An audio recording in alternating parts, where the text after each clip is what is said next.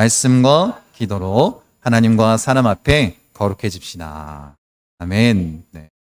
늘 우리가 하나님의 말씀 위에 또 그 말씀을 통하여서 변화된 삶을 살기를 원합니다. 여러분, 기적을 꿈꾸십니까? 네. 아마 많은 그리스도인들이 그런 기적을 경험하고 싶고 하나님의 은혜를 누리고 싶은 것 모두가 다 동일하게 품고 있는 마음인 것 같습니다. 오늘은 특별히 이 꿈꾸는 자, 기적의 사람이라고 불리는 요셉에 대해서 함께 나누기 원합니다. 요셉은 하나님이 주신 그 비전을 품고 나아가는 자였습니다. 그런데 그의 삶을 우리가 돌이켜 보면 굉장히 힘든 고난과 역경이 그에게 다가오지 않습니까? 그러함에도 불구하고 하나님과 늘 동행함으로, 하나님과 함께함으로, 그 말씀에 순종함으로 그 모든 것들을 이겨냈던 사람, 그 사람이 바로 우리가 오늘 나누고 싶은 기적의 사람 요셉입니다. 우리나라 말로 치면 이런 것 같습니다. 요즘엔 이런 일이 일어나지 않는다고 하는데, 대천에서 용이 나는, 노예에서 그 나라의 총리까지 올라가는 그런 기적을 나타냈던 사람, 이 요셉에 대해서 우리가 함께 나누길 원합니다. 여러분 잘 아는 것처럼 요셉은 항상 하나님 말씀에 순종하고 하나님과 함께 있었고, 또 하나님의 뜻이 무엇인지를 알았기에 자신의 마음 가운데 응어려졌던 그 모든 것들을 내려놓고 용서의 마음을 나타낼 수 있었다. 마치 예수님처럼 우리를 용서해 주시고 품어주셨던 것처럼 그런 용서를 베풀 수 있었던 사람이었습니다. 여러분, 어떻게 요셉이 이런 모습으로 성장했는지 우리가 그렇게 나누고 싶은데, 여러분 혹시 이런 얘기 많이 들어보셨죠? 이 아이가 잘 되려면 두 가지, 찾아보니까 이렇다는 거예요. 아버지가 아주 부드러운 인상을 가지고 있거나 아니면 아버지가 안 계시거나, 그러면 자녀들이 잘 된대요. 제가 왜 이 말씀을 드리냐면, 요셉은 누구에게 가장 큰 피해를 받았냐면 아버지 야곱 때문에 가장 어려움을 당한 사람 중에 하나이기 때문에 그렇습니다. 여러분, 요셉의 부유하게 컸을진 모르겠지만 그 가정 환경이 좋지는 않았습니다. 여러분 잘 알고 있을 것입니다. 이 아버지로 인해 피해를 입은 케이스인데, 그럼 이 아버지 야곱이 편애에 대한 상처가 있었습니다. 이 야곱의 아버지였던 이삭은 누구를 편애했어요? 에서를 편애했습니다. 어렸을 때부터 아버지의 편애 가운데 컸던 사람이 야곱입니다. 그래서 리브가는 야곱을 편애했고, 결국엔 어떻게 돼요? 아버지의 축복권을 속여서 빼앗았습니다. 형의 축복권을 빼앗은 이 야곱, 그때부터 어떻게 됐어요? 이 가정이 깨어지기 시작한 것 아니겠습니까? 이런 상처를 갖고 있는 야곱이 어떻게 했냐면 똑같이 편애하기 시작했습니다.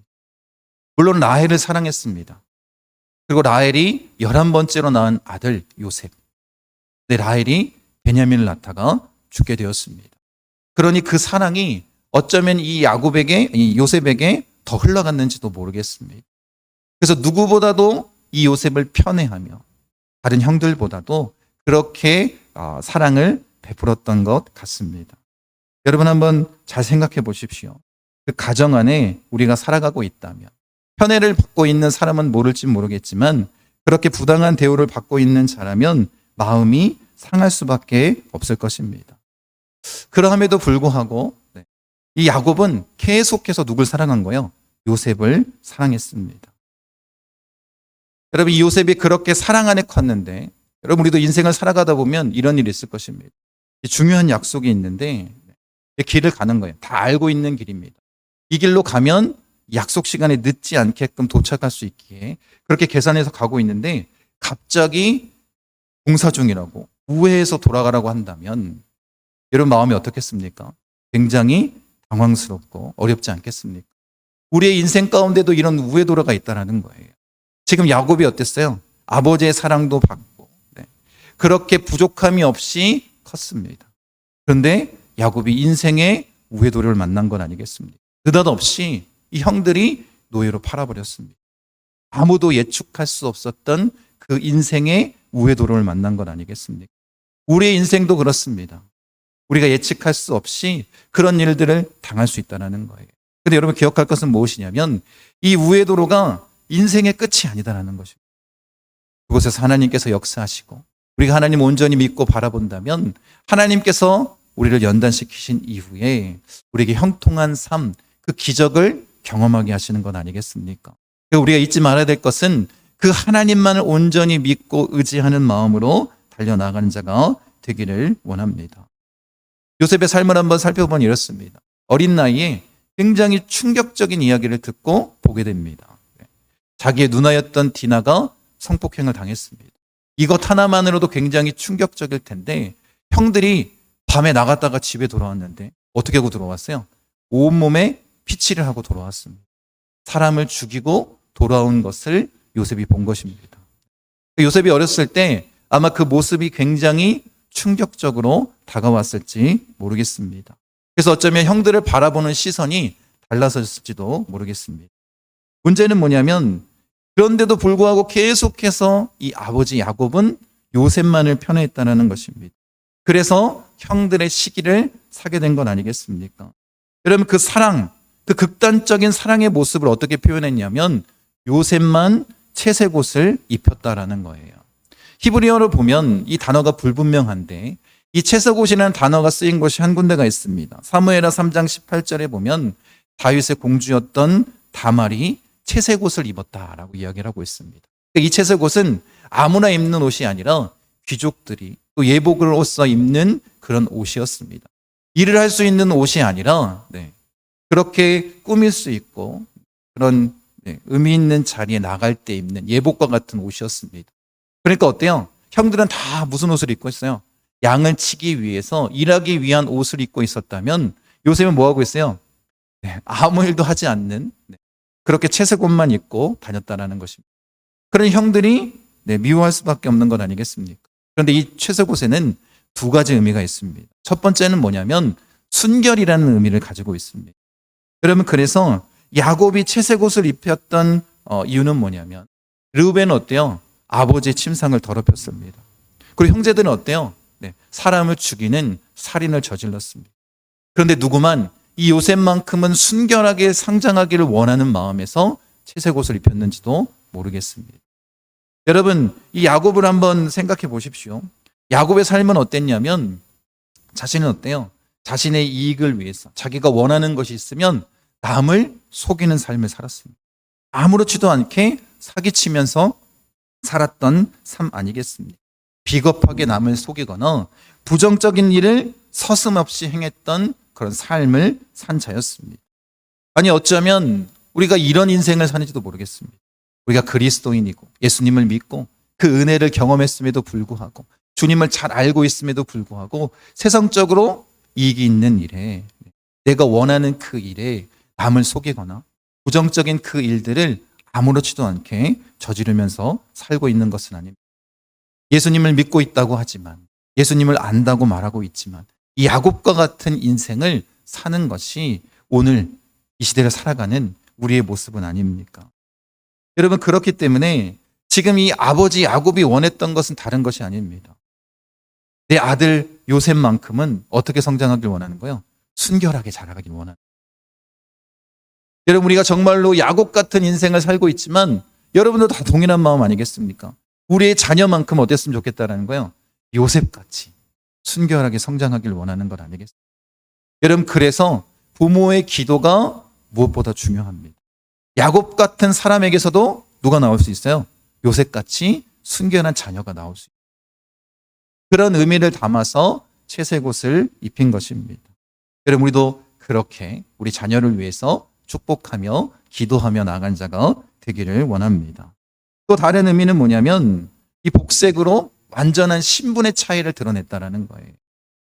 여러분 이 채색 옷을 입혔다라는 것은 뭐냐면 아버지 야곱이 상속자로서 요셉을 세웠다라는 의미입니다. 그러니까 아버지의 모든 축복을 다 누구에게 주겠다라는 거예요? 요셉에게 주겠다라는 거예요. 형들이 그걸 몰랐을까요? 맞습니다. 자신들은 어때요? 양을 치기 위한 옷만 입었습니다. 그리고 아버지의 양들을 치기 위해서 정말 밤낮 쉬지 않고 열심히 일하는 사람이었습니다. 근데 요셉은 뭐 하고 있어요? 양도 치지 않고 채색 옷만 입고. 그런데 어때요? 아버지의 모든 것을 물려받을 상속자라는 거예요. 그러니 시기하지 않겠습니까? 누가 보더라도 이 야곱의 편애 때문에 나머지 형들이 시기할 수밖에 없는 그런 상황입니다. 말씀 보세요. 37장 4절입니다. 그의 형들이 아버지가 형들보다 그를 더 사랑을 보고 그를 미워하여 그에게 편안하게 말할 수 없었더라. 아버지의 편애로 형들이 요셉을 시기하는데 그 미움의 마음이 얼마나 컸는지 이게 원문으로 보면 이런 의미입니다. 그에게 샬롬이라고 말하지 않았다는 뜻입니다. 여러분, 이스라엘 사람들에게 샬롬은 인사말이에요. 그 사람에게 평안을 기원하는 것이고 아무것도 부족함이 없는 그런 삶을 살기를 원하는 마음에서 인사하는 것입니다. 그런데 지금 형들의 마음이 어땠다라는 거예요? 요셉을 만났는데 인사할 마음조차 없다라는 거예요. 그들과 이 요셉과 형들이 일상에 대화조차 하기 싫을 정도로 그런 미움이 싹 떴다라는 것입니다. 그런 마음으로 나아간 것 아니겠습니까? 여러분, 혹시 여러분 마음 가운데 이런 미움이 사로잡혀 있습니까? 누군가를 미워하는 마음이 있습니까? 여러분, 그렇게 나아간다면 여러분 한 가지만 기억하셨으면 좋겠습니다. 만약에 그 사람이 그렇게 믿고 또 그렇게 나에게 계속해서 어려움을 주고 있다면 여러분 곰곰이 한번 생각해 보십시오. 이 시련을 통해서 내가 하나님과 가까이 서지는지 아니면 하나님과 멀리 떨어지고 있는지. 만약에 여러분이 그 사람을 미워함으로 말미암아 하나님과 점점 멀어지고 있다면 이건 누가 갖다 준 시련이에요? 이것은 사탄이 우리에게 준 시련입니다. 하나님이 우리에게 주시는 시험은 어떤 시험이에요? 점점 하나님께 가까이 서게 하는 시험 아니겠습니까? 그러니까 여러분이 잘 분별을 해야 됩니다. 내가 괜히 그 사람이 믿고 또 무슨 이유에서인지 미운지 모르겠지만 그런 마음이 계속해서 생길 때 한번 잘 돌이켜 보십시오. 내 삶이 하나님과 가까워지는지 하나님과 멀어지는지. 그럼 여러분들이 어떤 마음 자세로 나아가야 될지 분명해지는 건 아니겠습니까? 여러분, 그렇게 형들이 계속해서 요셉을 미워할 수밖에 없었습니다. 여러분, 거기에 또 보면 이런 이야기도 나옵니다. 형들이 어때요? 양을 치고 있는데 17살 된 요셉이 형들의 잘못을 누구한테 일러요? 아버지에게 일르는 장면이 나옵니다. 근데 우리가 이렇게 생각할 수 있어요. 요셉이 고자질쟁이였구나 이렇게 말할 수 있을지 모르겠지만 여기 말하고 있는 그 잘못, 이 죄의 모습은 단순한 그냥 잘못이 아닙니다. 아주 심각한 죄를 의미하고 있는 거예요. 그러니까 요셉은 어떤 사람이었냐면 정직한 사람이었다라는 거예요. 아무리 형들이지만 그것이 너무나도 큰 죄이고 잘못이기에 뭐 했다라는 거예요? 아버지에게 말할 수밖에 없었다라는 거예요. 이건 고자질이 아니라 성품적으로 어떤 삶을 살았다는 거예요? 정직한 삶을 살았기 때문에 그럴 수밖에 없었다라는 것입니다. 그런데 형들의 입장에서는 어때요? 요셉이 야곱을 믿고 그렇게 형들을 고자질한다라고 생각한 것입니다. 그러니 어때요? 더 미워할 수밖에 없는 건 아니겠습니까? 이제 고자질쟁이라는 낙인까지 찍혔습니다. 그런데 한술 더 떠서 무슨 이야기를 해요? 꿈 이야기를 합니다. 11단이 나에게 절했어. 해와 달과 11별이 나에게 절했어. 이런 꿈을 이야기합니다. 처음에는 그냥 넘어갔지만 두 번째 해와 달은 누구예요? 야곱과 그리고 요셉의 어머니를 얘기하는 건 아니겠습니까? 그리고 11별이 그렇게 절한다는 이야기를 듣고 이제 다툼이 일어나자 야곱이 누굴 꾸짖어요? 요셉을 꾸짖습니다. 이 일로 인해서 형들의 시기는 날로 더해졌습니다. 근데 야곱은 어떻게 했냐면 마음 가운데 그 꿈 이야기를 담아두었다라는 거예요. 여러분, 야곱이 이렇게 꿈 이야기를 담아둔 이유가 뭘까요? 요셉의 꿈 이야기를. 자신 역시 꿈을 통해서 하나님이 계시해 주셨기 때문인 거예요. 자신 역시 그 베델이라는 곳에서 하나님께서 보여주신 그 꿈속에서 보여준 환상, 그것을 믿고 있었기 때문에 무슨 생각을 품었다고요? 요셉의 꿈을 하나님께서 사용하시는구나. 그래서 야곱은 마음에 그것을 담아두었다라는 것입니다. 여러분, 이 일들로 인해서 계속해서 어때요? 지금 요셉은 형들에게 미움을 받았습니다. 근데 이 아버지가, 이 야곱이 좀 부족했던 건 뭐냐면 요셉이 정말 형들에게 미움을 받고 있다라고 생각하지 못했던 것 같습니다. 왜냐하면 이제 베델에서 단을 쌓고 이제 헤브론에서 이제 정착하며 살 때였습니다. 그런데 양을 치는 자들이 어떻게 해요? 풀이 없으면 이 목초지를 따라서 이동하지 않습니까? 형들이 양을 치는데 무슨 소문이 들렸냐면 지금 세겜 지역에 형들이 양을 가지고 가 있다는 거예요. 이 세겜에서 어떤 일이 벌어졌습니까? 이 디나 때문에 그런 큰 사륙이 일어났던 곳입니다. 아마 그곳에 있던 모든 사람들이 야곱을 미워했을 것입니다. 걱정이 된 거예요. 그래서 야곱이 걱정이 되니까 누굴 보낼 수밖에 없었어요? 요셉을 보낼 수밖에 없었습니다. 근데 요셉이 그 이야기를 듣고 거부하거나 아니면 난 안 갑니다 라고 얘기하지 않습니다. 그대로 어떻게 해요? 순종하고 그 말씀에 순종해서 길을 떠나지 않습니까? 세겜까지 가봤습니다. 근데 형들을 찾지 못한 거예요. 그런데 이야기를 들어보니까 지나가 한 사람 말을 들어보니까 저 도단까지 한 30km 떨어진 곳까지 가서 양을 또 치고 있다는 것입니다. 여러분 만약 그렇다면 요셉이라면 요셉이 어떤 마음의 소유자였냐면 아버지가 말씀하신 것을 반드시 지키고 행해야겠다는 그런 생각이 들었습니다. 요셉도 알았어요. 아버지가 자기를 사랑한다는 것. 그래서 요셉이 나 힘들어서 못 가겠는데요 하면 아버지가 보냈을까요? 보내지 않았을 것입니다. 그런데 끝까지 이 형들을 만나고자 하는 열망, 또 아버지 말씀에 순종하자는 그 생각 때문에 도단까지 어떻게 해요? 형들을 찾아갑니다. 그래서 저 앞에 형들이 있어요. 요셉의 마음이 어땠을까요? 너무나도 기뻤습니다. 형이 저기 있구나. 그래서 형들의 이름을 부르며 아마 달려갔을 것입니다. 그런데 형들은 어떻게 반응하고 있습니까? 꿈꾸는 자가 오는도다. 여러분 이건 칭찬이 아닙니다. 비아냥거리는 말 아니겠습니까? 그래서 어떤 마음을 품었냐면 우리가 저 요셉을 죽이자. 그 미움이 얼마나 컸던지 지금 아버지가 있는 곳과 한 100km 정도 떨어져 있습니다. 그러니까 어떻게 하겠다는 거예요? 그 아버지가 가장 사랑했던 저 요셉을 죽이자라는 거예요. 그러면 그 상속권도 우리에게 돌아올 것이고 또 그 사랑도 우리에게 나눠질 것이다. 요셉을 죽이자. 이런 마음을 품게 된 건 아니겠습니까? 여러분 이것이 얼마나 안타까운 일입니까? 요셉은 지금 뭐 하고 있어요? 아버지 말에 순종해서 그 아버지 말씀에 순종해서 끝까지 형들을 찾아간 것입니다.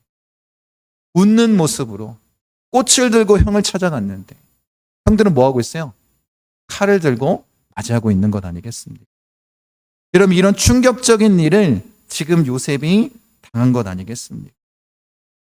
여러분 이 미워하는 마음은 스스로 독약을 마시는 것과 똑같다고 합니다. 이 형들이 어때요? 요셉을 미워하고 미워하다가 스스로 독약을 마셔버린 거예요. 어찌 형제를 죽이겠다라는 그런 마음을 품을 수 있겠습니까? 그러면 요셉의 꿈도 죽을 거야.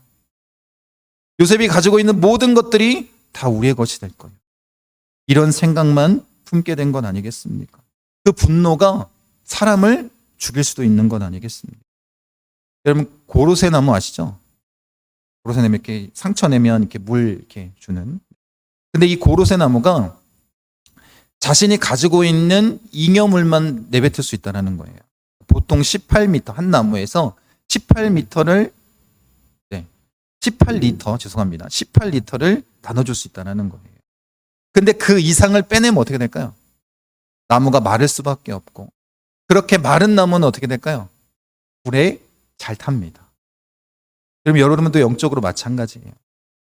여러분이 그렇게 미움 가운데 가득 차고 정말 하나님이 주신 그 사랑의 마음이 아니라 정말 이 사탄이 가져다 준 그 마음으로 미움과 시기와 질투와 비방이 가득하다면 여러분의 마음 상태는 어떻게 될까요? 계속해서 나갈 수밖에 없는 거예요. 18m만 뽑아내야 되는데 180리터를 한번 뽑았다고 한번 생각해 보시죠. 그런 나무는 어떻게 될까요? 불에 아주 잘 탑니다. 젖은 나무는 원래 수분이 많이 있습니다. 원래 살아있는 나무들은 불에 잘 타지 않습니다. 여러분 이런 일이 벌어지는 거예요. 여러분 어떤 마음 상태를 가지고 살아가야 되는지 분명히 기억하시기 바랍니다. 그래서 여러분들에게 도전하고 싶은 건 이거예요. 내가 정말 그런 마음 상태, 내 마음이 말라져 있고 아무것도 할 수 없고 분노로 가득 차 있는 그 상태 가운데 여러분이 할 일은 단 한 가지입니다. 영적으로 채워짐을 받기 위해서 말씀을 읽으십시오. 읽기가 싫어도 억지로라도 읽기 시작하십시오. 그럼 하나님께서 그 마음을 위로하시고 채워주십니다. 말씀 읽기 시작하면 기도할 수 있고, 말씀 읽기 시작하면 용서할 수 있고, 말씀을 읽기 시작하면 사랑할 수 있는 것 아니겠습니까? 여러분, 그래서 우리가 성경을 읽다, 우리가 계속해서 하나님의 말씀을 읽길 원합니다. 여러분의 마음 상태가 지금 도무지 하나님과 가까이 할 수 없는 그런 영적 상태라 할지라도 뭘 하라고요? 말씀을 읽기 시작하십시오. 그러면 하나님께서 그 메마른 땅과 같은 그 마음을 바꿔주실 것입니다. 그렇게 우리가 나아가는 자가 되기를 원합니다. 여러분, 이런 마음 상태를 변화시키고 주 앞에 서는 자가 되기를 원합니다. 여러분, 우리가 잘 아는 것처럼 하나님의 꿈을 먹고 자란 이 요셉, 그 꿈 때문에 형들에게 미움을 받고 노예로 팔려가게 되었습니다. 여러분, 어린 나이에 그런 상처, 형들에게 노예로 팔려갔다는 것. 처음에는 형들이 죽이려고 한 건 아니겠습니까? 그런 상처를 입었기 때문에 평생 어때요? 이 상처가 트라우마로 남아있었을지 모릅니다. 그런데 놀라운 건 뭐냐면 요셉은 하나님이 주신 그 꿈과 비전을 늘 믿고 있는 사람이었습니다.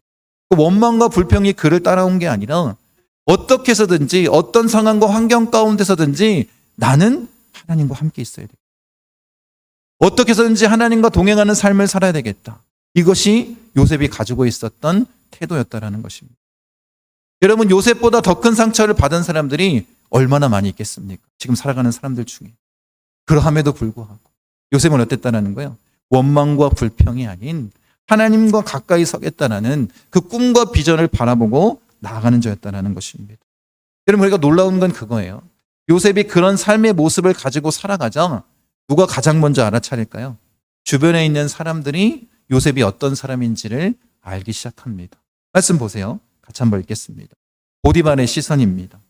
그의 주인이 여호와께서 그와 함께 하심을 보며 또 여호와께서 그의 범사에 형통하게 하심을 보았더라. 간수장의 시선입니다.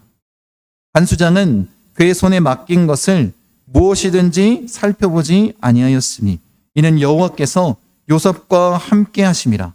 여호와께서 그를 범사에 형통하게 하셨더라. 바로의 시선입니다. 오늘 본문인데 같이 한번 읽어보겠습니다. 바로가 그의 신하들에게 이르되 이와 같이 하나님의 영에 감동된 사람을 우리가 어찌 찾을 수 있으리요 하고 요셉에게 이르되 하나님이 이 모든 것을 내게 보이셨으니 너와 같이 명철하고 지혜 있는 자가 없도다. 여러분, 이런 삶의 모습을 살아가니까 누가 먼저 알았다는 거예요? 주변에 있는 사람들이. 그들이 동일하게 얘기하고 있는 게 뭐예요? 여호와와 함께하는, 하나님과 함께하는 자. 세상 사람들이 그렇게 이야기를 하고 있습니다. 그러면서 덧붙여서 말하는 게 뭐냐면 하나님이 너를 형통하게 하셨다는 거예요. 여러분, 정말 그 형통의 복을 누리길 원하십니까? 그럼 여기 분명하게 기록되어 있는 거예요. 우리가 어떤 형통의 복을 누리길 원하신다면, 그 기적을 경험하길 원하신다면 뭘 하면 된다는 거예요? 하나님과 함께 하면 되는 거예요. 하나님과 가까이 서면 되는 것입니다. 그러면 어떤 역사가 나타나냐면 바로에게 꿈 해몽만 한 것이 아닙니다. 어떻게 하면 7년 흉년을 잘 대비할 수 있을지 그 계획까지도 요셉이 다 이야기합니다. 그러니까 그들이 한 얘기가 뭐예요? 하나님이 너와 함께 하사 이 지혜를, 이 놀라운 역사를 이루어 주셨다. 너처럼 지혜로운 자가 없다. 그러니 뭐가 되라는 거예요? 네가 총리가 되어서 7년 흉년을 견디게 해달라. 이것이 바로의 말이었다라는 거예요. 여러분, 하나님이 우리와 함께 하시면 우리가 부족하다 할지라도 그 지혜를 더해 주시는 건 아니겠습니까? 능력을 더해 주시는 건 아니겠습니까? 사람들의 시선을 바꿔주시는 건 아니겠습니까? 그래서 어떻게 해요?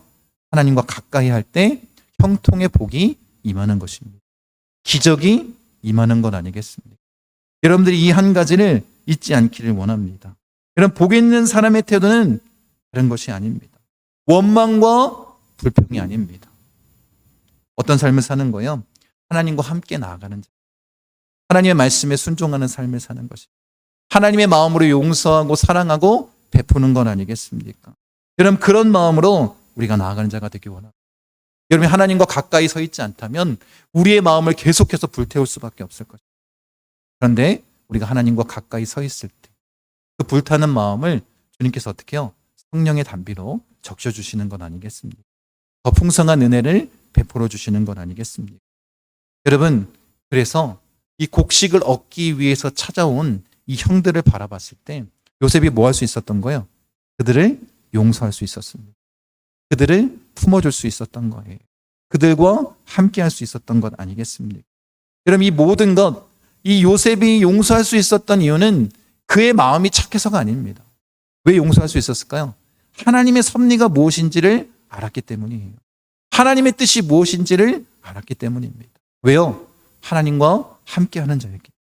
누구보다 하나님과 가까이 서 있는 자였기 때문에 하나님의 뜻이 무엇인지를 알았다는 것입니다. 창세기 50장 20절 말씀 같이 한번 읽어보겠습니다. 당신들은 나를 헤아려 하였으나 하나님은 그것을 선으로 바꾸사 오늘과 같이 많은 백성의 생명을 구원하게 하시려 하셨나니. 이 말씀을 언제 한 거냐면 야곱이 죽게 되었습니다. 장사를 치르고 돌아왔는데 형들이 요셉에게 찾아와서 자기를 용서해 달라는 거예요. 여러분, 지금 17년 동안 어디서 살았냐면 야곱과 이 요셉과 형제들이 이 애굽 땅에서, 그 풍요로운 땅에서 같이 살았습니다. 요셉은 어땠을까요? 형들을 다 용서하고 받아줬습니다. 요셉에게는 그 애굽의 삶이 천국과도 같았을 거예요. 그런데 이 형들은 어때요?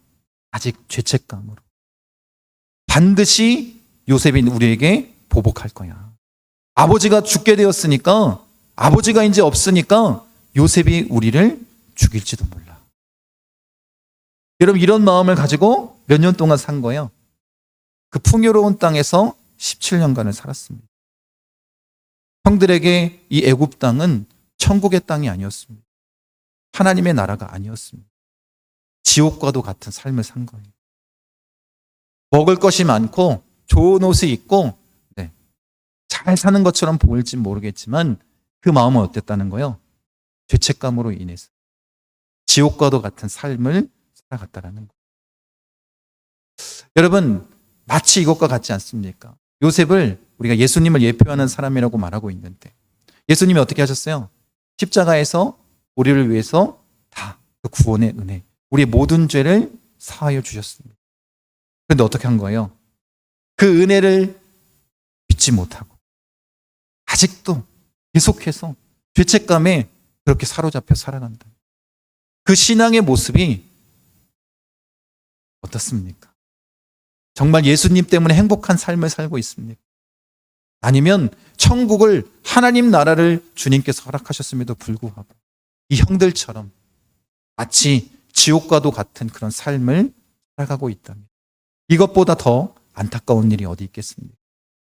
여러분, 그러니 여러분 마음 가운데 정말 이 원망과 불평을 벗어버리는 자가 되길 원합니다. 그리고 이 요셉처럼 너무나도 힘들고 어려운 일이 그 우회도로가 갑작스럽게 우리 인생에 다가온다 할지라도 주님을 바라보는 자가 되기 원합니다. 나는 끝까지 하나님과 함께 늘 하나님과 동행하겠습니다. 그래서 우리가 뭘 하고 있다는 거예요? 말씀과 기도로 하나님과 사람 앞에 거룩해집시다. 왜 우리가 말씀과 기도로 하나님과 사람 앞에 거룩해져야 됩니까? 이유는 단 한 가지예요. 하나님과 가까이 서기 위해서, 하나님과 가깝게 서기 위해서 우리가 이 일들을 행하는 것 아니겠습니까? 여러분, 너무나도 뻔한 이야기입니다. 하나님과 함께함이 복입니다. 하나님과 가까이 할 때 형통의 복이 임하는 거예요. 하나님과 가까이 있을 때 기적을 경험하며 누리며 나아가는 것 아니에요. 여러분이 정말 내가 야곱과 같은 인생을 살았지만 요셉과 같은 자녀를 얻기를 원한다면 어떻게 해야 될까요? 하나님과 가까이 서는 모습을 가르쳐 주시기 바랍니다. 여러분도 하나님과 가까이 서야 되지만 우리 자녀들에게도 하나님과 가까이 서는 법을 가르쳐 주는 자가 되기를 원합니다. 여러분 꼭 기억하십시오. 하나님과 가까이 할 때 형통의 복이 임하는 것입니다. 하나님과 가까이 할 때 기적의 사람이 될 수 있는 거예요. 여러분, 하나님과 가까이 하지도 않으면서 왜 하나님 나에게 복을 주시지 않습니까? 왜 하나님 내 삶은 이렇습니까? 나도 기적을 경험하고 싶습니다. 이렇게 여러분이 기도한다 한들 어찌 하나님의 축복이 임하겠습니까? 오늘 말씀 가운데 분명히 하나님께서 말씀하시지 않습니까? 누가 먼저 한다고요? 세상 사람들이 먼저 하는 거예요. 그가 하나님과 함께 했다. 그래서 하나님께서 그를 형통하게 하셨다. 여러분, 우리가 이런 사람이 돼야 됩니다. 여러분, 그리스도인들은 축복의 통로 아니겠습니까? 하나님이 우리를 축복하신 것을 어떻게 해요? 나눠줄 수 있는 자가 되길 원합니다. 여러분, 그렇게 하기 위해서는 어떻게 된다고요? 말씀과 기도로 하나님과 사람 앞에 거룩해지는, 점점 더 하나님과 가까이 서는 그런 삶을 살아내는 자가 되기를 원합니다. 여러분, 복받기 원하시죠? 복받기 원한다면 요셉처럼 하나님과 늘 동행하는 우리 먹고 순복음 중앙교회 성도님 되시기를 간절히 축원드립니다.